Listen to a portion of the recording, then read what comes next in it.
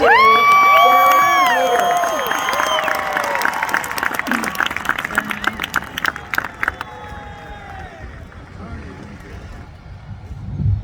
him. Roll him. Or not. Roll him. We love you, Jeter! Just teasing. Derek Jeter. The first time I met him, I remember in the backfield in Fort Lauderdale, having this sort of batting practice session, and he was just kind of suited up. He was taking batting practice, young, wide-eyed, kind of skinny. I don't know. I mean, to me, he seemed normal. Here's the kid, Derek Jeter. Jeter, the #1 draft pick. Thrilling day for Derek Jeter to be the opening day shortstop. High expectations. His first full year, 1996, I mean, that first day, we were opening up in the Cleveland, and they hit a home run. Oh, you got a ride on that one. That's gone. Holy cow. His first big league home run. He was just in so many of these great moments, talking about in '96, the Jeffrey Mayer moment. To the wall. And what happens here? He contends that a fan reaches up and touches it. It's a home run. They played in Oakland. Derek Jeter with one of the most unbelievable plays you will ever see by a shortstop. Diving head first through a sea of people in Yankee Stadium. Makes the play. Flies into the stands. Oh, what a play by Derek Jeter. He was one of those players that, you will have to see him every day. He will dazzle you.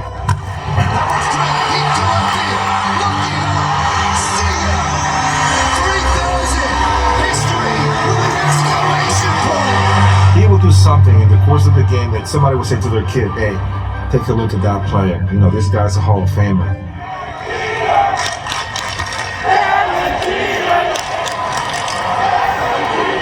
Hey, Derek Jeter. What's going on, man?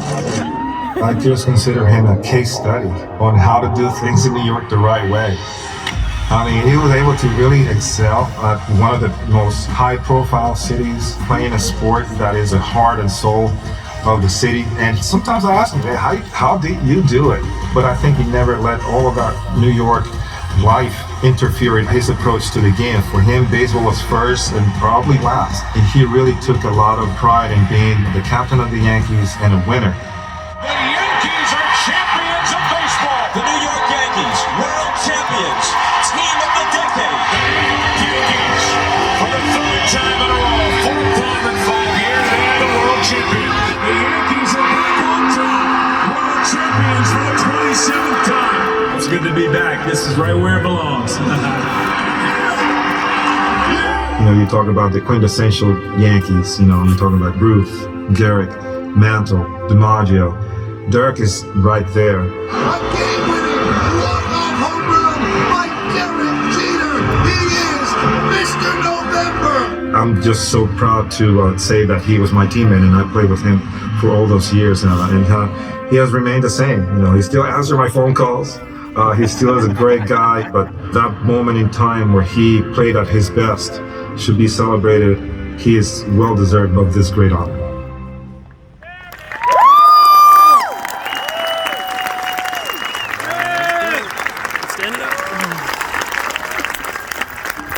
Derek, you join me, please.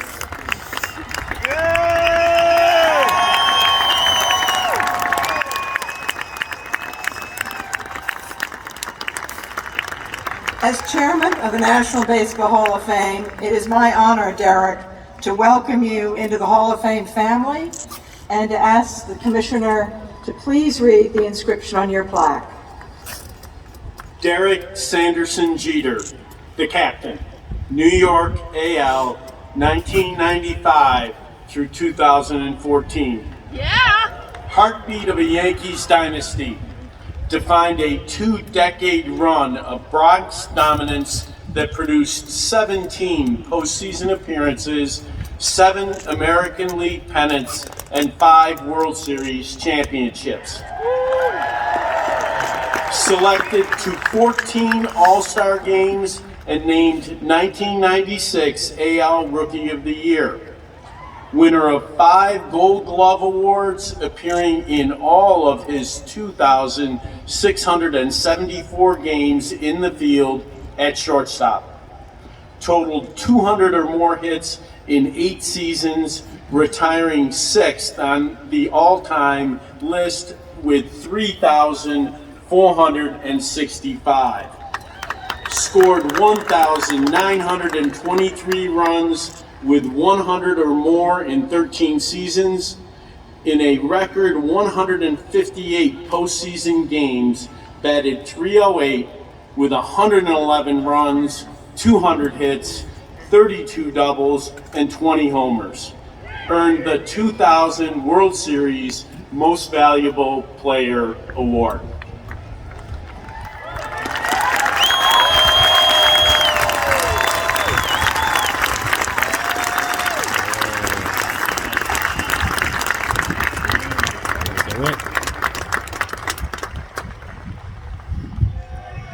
There it is. Derek Jeter! Derek Jeter! Derek Jeter! Derek Jeter! Derek Jeter! Derek Jeter! Derek Jeter! It's all right. You didn't see the stop signal?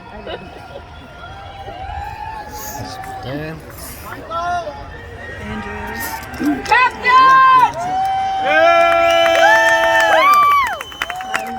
the class of 2020, Derek Jeter.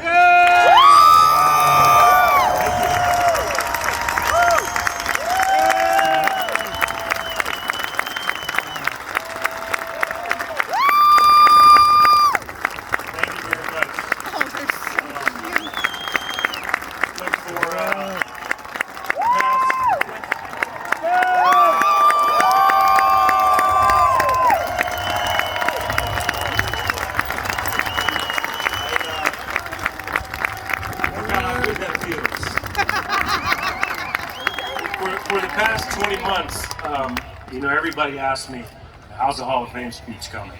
I'm going to be honest with you, for 18 of those months, my response was I haven't even started yet. When I finally began, I had no idea, how do you even start? Where do you begin? Who do you thank? And quite frankly, considering the circumstances, who am I going to be saying it to and in front of? What can I say in 15 minutes that can cover my entire career? You want to say something meaningful, impactful, and memorable. Finally, I just said, stop overthinking it, man, and just write down how you feel. So let me start by saying congratulations. Congratulations to Larry, Ted, and the late Marvin Miller. I mean, I'm so honored to be inducted with you guys and linked to you forever. Major League Baseball Hall of Fame Class of 2020. Congrats to the award winners, Nick Cafardo, Dick Cagle, Ken Harrelson, Al Michael, and David Montgomery. Thank you to James Forbes Clark, Jeff Idelson, John Whitney, and the entire Hall of Fame staff for, amongst other things, your ability to maneuver and adjust. I'm not moving. Thank you to the baseball writers, all but one of you.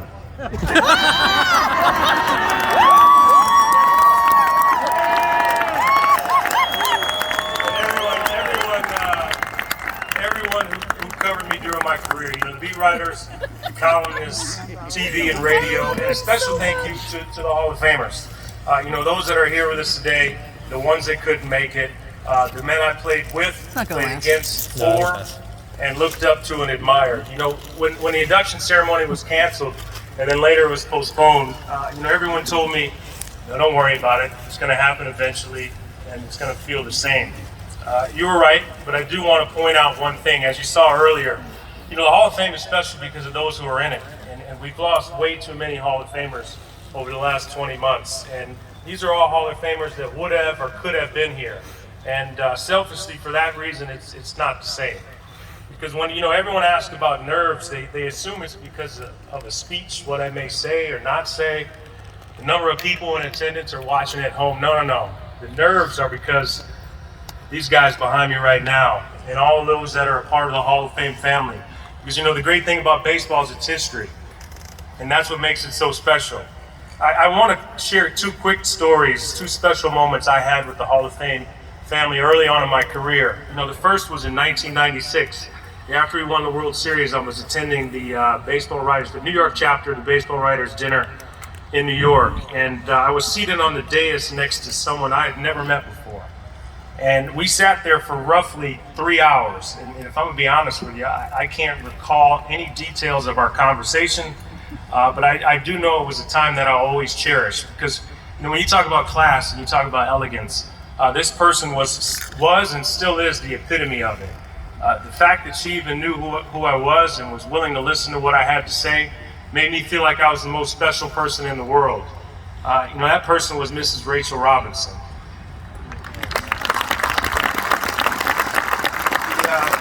The second moment was in 1999 when I was at the All-Star game in Boston. And pre-game, they were honoring the All-Century players. So all the players, past and present, were gathering around Ted Williams so he could throw out the first pitch. And I sort of just hovered around the back because, quite frankly, I was in awe and I didn't want to get in the way.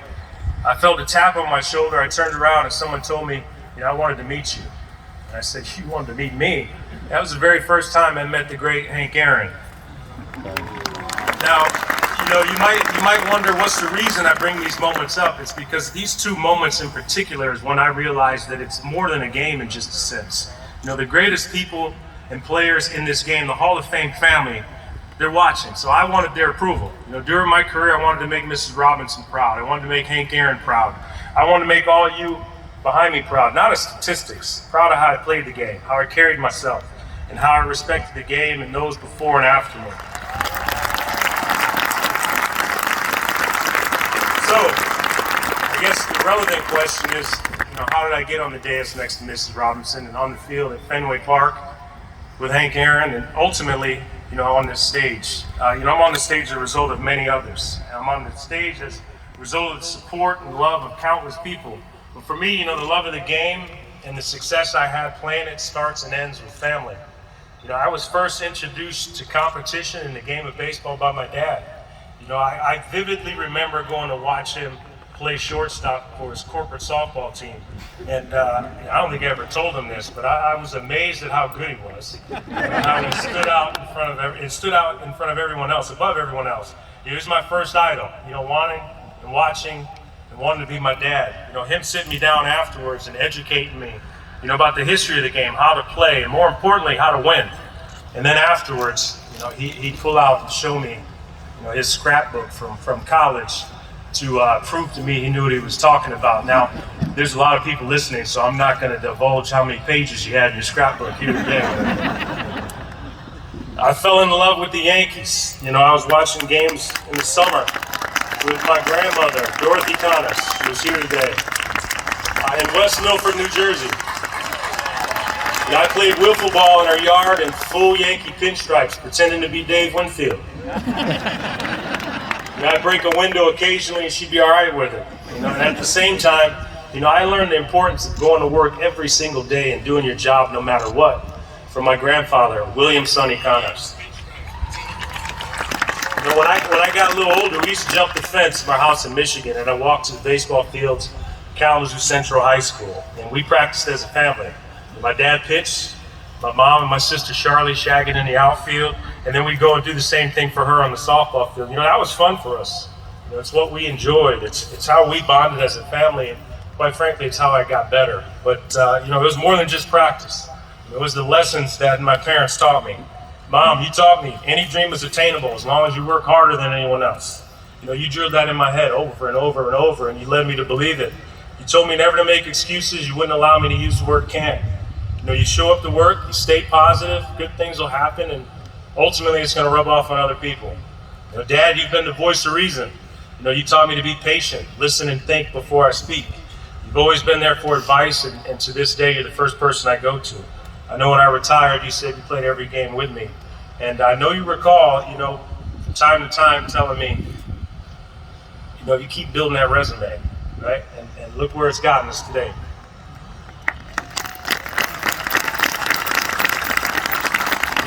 Both of you convinced me I could achieve absolutely anything, if I set my mind to it, and if it meant more to me than anyone else. You taught me to prove people wrong.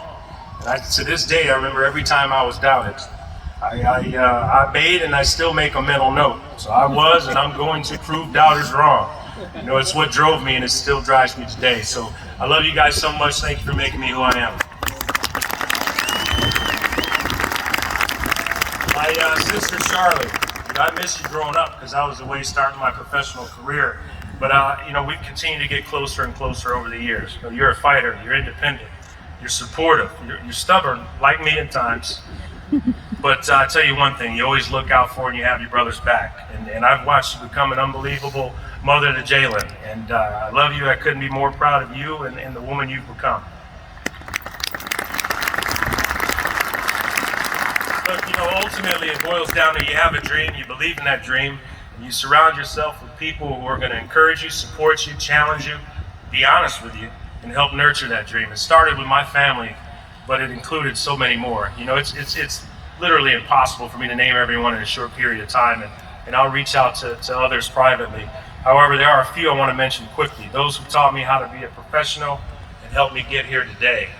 Dick Groach, you know, the scout who first saw me. I know you're watching at home, Dick. I honestly don't know what you saw in a skinny shortstop from Kalamazoo, but you actually foreshadowed this moment, and thank you so much, because that's where it all started.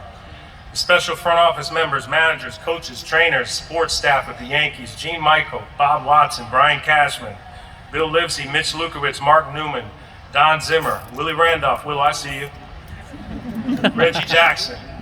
Reg, look, we were just talking about this morning, but every time Reggie would come spend time with the team, you know, I call him over to my locker and I say, hey, Reg, sit down, what you got for me today? And then we'd go back and forth and I'd get on him. And Reg, you remember your response? Your response was, you're not a Hall of Famer yet. So I guess I can get on you now, huh? Gary Dembo, Brian Butterfield. I mean, you two are the most responsible for my development as a player. Man, there was times when I thought I made a huge mistake turning professional because I was completely overmatched. And you guys helped me restore my confidence. It was through fundamentals and repetition. And I owe you so much. My trainers, Gene Monahan, Steve Donahue. I see you here. I just want to apologize, man. I'm sorry I lied to you for all those years, but it was my responsibility to go out there and play every day. My managers, Buck Showalter, Joe Girardi, and especially Mr. T. And Mr. T, thanks for taking a chance on me and trusting me at such a young age, or at least making me think you trust me. My teammates, my brothers, and I was blessed to play alongside some of the best to ever play the game. You know, some who are in the Hall of Fame, some behind me right now. I especially want to point out Gerald Williams, Jorge Posada, Mariano, Andy, Bernie, Tino, Cece, Decky. I mean, you guys in particular were special to me because I never had to worry about what your number one priority was, and that was winning. My agent, Casey Close. Case, man, thanks for all your guidance through my career, man, and still to this day. You know, we've been through it all. At least we thought we'd been through it all, right? You know, something always comes up, but you know, there's so much more yet to come. The boss, Mr. Steinbrenner. Right. And the entire Steinbrenner family, Joan, Hank, Hal, Jenny, and Jessica. And thank you for always making me feel like I was a part of your family. And throughout my playing career, more importantly, beyond, there hasn't been a day when you guys haven't made us feel like, my entire family made us feel like we were part of your family. You know, being able to play parts of 23 seasons with one organization, the only organization I ever wanted to play for, was because of the boss and because of the family. You know, everyone mentions how difficult it is to play in New York, and especially for the Yankees. You know, the boss, he'd push you, he'd challenge you. At times, he'd publicly embarrass you. But you know what, he did it to bring out the best in you. He wanted to know if I had what it took to play for and ultimately lead the Yankees. You know, I was able to have success because we had a shared mindset. Only thing that mattered was winning.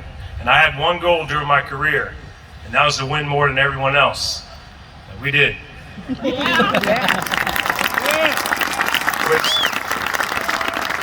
Which brings me to the Yankee fans.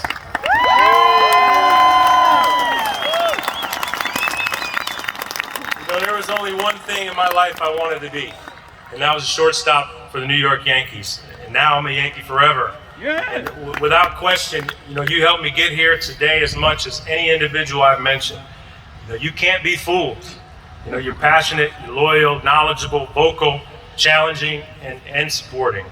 You know, there's a huge responsibility that comes with wearing a Yankee uniform. You know, just because you have it on doesn't guarantee you anything. You know, you have to earn it. You know, you demanded, I earned it. Every single day, whether it's during the season or in the off season, I felt as though I was representing you and I was representing all of New York. I did that in the best possible way I knew how. And I wanted to prove to you I belong, and you kept pushing me to prove it over and over again. I was always most comfortable on the field, especially at Yankee Stadium, playing in front of you. And I wanted you to be able to count on me. And to this day, especially right now in this moment, I still represent you, man. It's been one of the greatest honors of my life.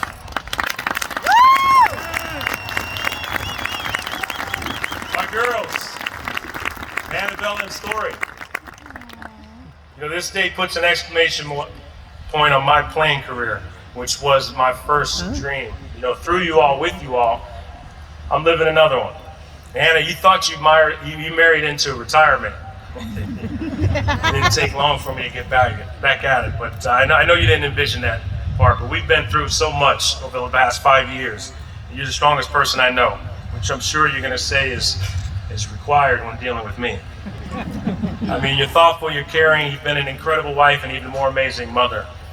And I couldn't be luckier. Let me say it again, let me clarify. I couldn't be luckier that our paths crossed when they did. I love you so much. And, you know, there's been nothing more fulfilling in my life than building our future and our family together. You know, during my career, I always wanted to make my family proud. I never wanted to disappoint them. Let me stress, I always wanted to. I don't know if I was always successful, but I wanted to. Bella and Story, I want you to know that your dad was far from perfect. I made my fair share of mistakes on and off the field, but through it all, I tried to do the right thing. I found something I was passionate about, and I worked harder than anyone else. I didn't take any shortcuts to achieve it. I have zero regrets in my career, other than the fact that I didn't get a chance to share it with you. But what I will share is my story. Most of it won't be what I accomplished on the field. It'll be the lessons I learned off of it. And I hope I always make you proud. Proud of because of who I am as a result of the people I mentioned and the experiences I've had with them. You know, for so many years I tried my best to represent New York and the Yankee organization in the best light possible. Now I represent you. You know, you have your futures ahead of you. I want you to dream big and I want you to believe it. Know that I'm here to support you, guide you, protect you. Most important, I'm here to love you. In time, I want you to find someone that inspires you, and then when the time is right, I want you to inspire others. I love you girls more than you ever know.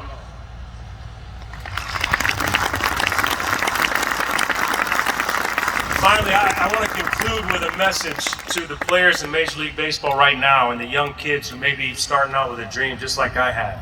You know, this is a game that requires sacrifice, dedication, discipline, and focus. You know, it's a game of failure. It teaches you teamwork. It teaches you humility. The one common thread with all of us here on stage is that we understand that there's no one individual bigger than the game. The game goes on, and it goes on because of the great fans we have. So take care of it, protect it, respect it. Don't take the time you have to play for granted. And remember the most important thing, like I said earlier, it's more than just a game. You know, the greatest to ever play in the Hall of Fame family, they're all watching. And I personally can't wait to welcome a few of you on this very stage, just as I have been by so many others. So thank you all once again. It's been a hell of a ride.